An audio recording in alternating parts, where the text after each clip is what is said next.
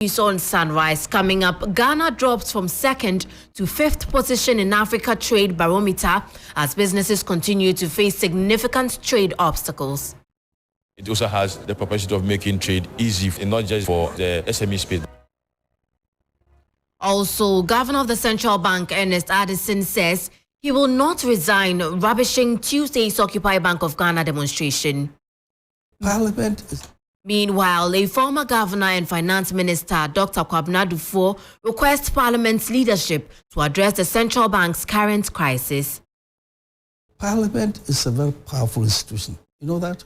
They are so powerful that they control the pace. I am Manu Afful. We'll bring you the details of our headlines and many other stories shortly.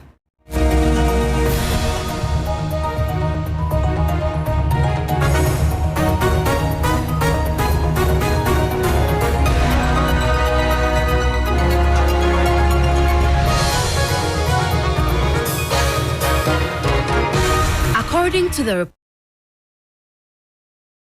thank you for staying with us. In our first story, Ghana's position in the overall Africa Trade Barometer ranking has declined to 5th position from a 2nd position in September 2022. According to the Stanbic Bank reports, this drop is as a result of Ghana businesses continuing to face significant obstacles in trade. The following 3 Business Desk reports has more. According to the reports, Ghana's descent in the rankings is linked to persistent barriers in trade, including import-export restrictions, tariffs, and complex customs procedures. Notably, 41% of surveyed businesses identify customs and trade regulations as significant obstacles hindering trade engagements within Africa. Experts stress the urgency of government support to ease the tax burden on local businesses amidst challenges of inflation and currency depreciation against the US dollar.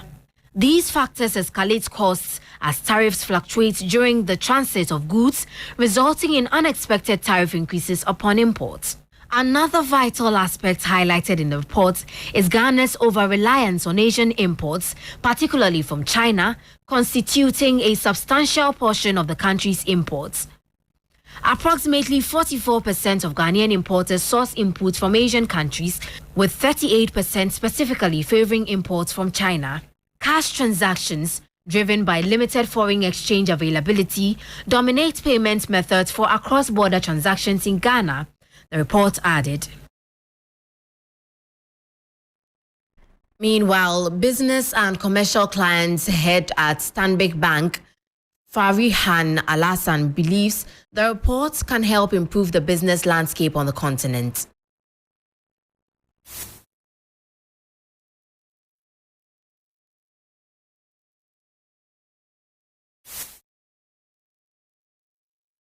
The report has the propensity of actually alleviating poverty in the African continent. It also has the propensity of making trade easy for clients in not just the SME space, but also in the local corporate space as well. You heard Farihan Alasan, business and commercial clients head at Stanbic Bank. Away from that, the governor of the Bank of Ghana, Dr. Ernest Addison, has dismissed calls by the opposition National Democratic Congress and the minority in Parliament for him to resign. The governor, in an interview with the international business website Central Banking, stated he is not stepping down, describing the Occupy Bank of Ghana protest completely unnecessary. Dr. Addison said the minority in Parliament have many channels to vent their grievances in civilized societies, not through demonstrations in the streets as hooligans. The protest was held on Tuesday to denounce the economic crisis as a result of what the protesters termed poor fiscal policy by the Bank of Ghana. In more stories, a former governor and finance minister, Dr. Manu Afful, is requesting Parliament's leadership to address the central bank's current crisis. The minority in Parliament has been actively advocating for the resignation of the central bank governor. Dr. Afful has stated the House has the power to address the challenges while maintaining the sanctity of the central bank. Parliament is a very powerful institution. You know that? They are so powerful that they control the pace. You understand? Parliament can order the governor they can order the Minister of Finance. When I was the Minister of Finance, I'll be going there every year to present the budget on behalf of my president. And as soon as I put the document down, I'll be in their hands. Parliament could say, look, go back and tell your president, we will not allow him to spend more than 80% of this.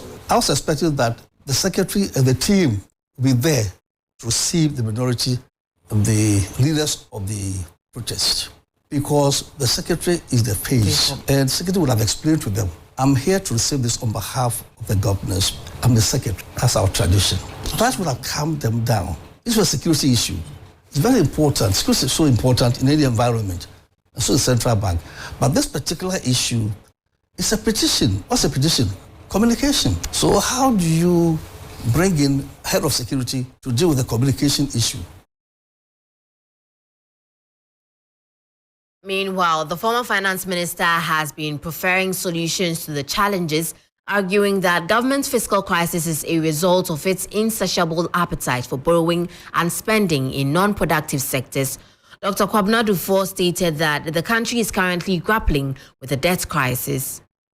The situation we are in now, our nation is a debt crisis, not economic crisis. Look at economic growth. We are experiencing growth rate. The last quarter is about 3.2 or so. One may say that we are growing at a reduced rate. The economy is growing, but we are in a huge debt crisis. And look at the figures. Between 2013 and 2021, as a nation, we borrowed about $15 billion from the Eurobond market. In other words, borrowed so much from the commercial market. Such funds are meant to move into self-financing projects. Projects which can repay. It's not meant to balance the budget. The cocoa earnings, the gold earnings, the oil together cannot even service our import bill. So if the three major export items, the total earnings cannot service your import bill, and you have borrowed in dollars, how do you service the loans in dollars outside? You can only do that if you had invested in projects which are earning enough to take care of themselves. You heard the voice of Dr. Kwabena Duffuor, a former governor and finance minister. Now take a listen to how the cedi is faring against major trading currencies and how some of our key commodities are faring on the global market. On the interbank foreign exchange market, where banks trade amongst themselves, the dollar gained 2 pesos worth and it is selling at 11 cedis 17 pesos worth. The British pound also gained 6 pesos worth, selling at 13 cedis 60 pesos worth. The euro gained 5 pesos worth and it is selling at 11 cedis 76 pesos worth. However, be guided that these figures will be higher at a forex bureau near you. On the global commodities market, price of cocoa is up by 0.09%, selling at $3,431 per ton. Brent crude oil is down by 5.39%, selling now at about $86 per barrel, while the price of an ounce of gold is down by 0.28%, selling at about $1,813. That was an update from the Forex and commodities markets. That will be all for Business News on Sunrise.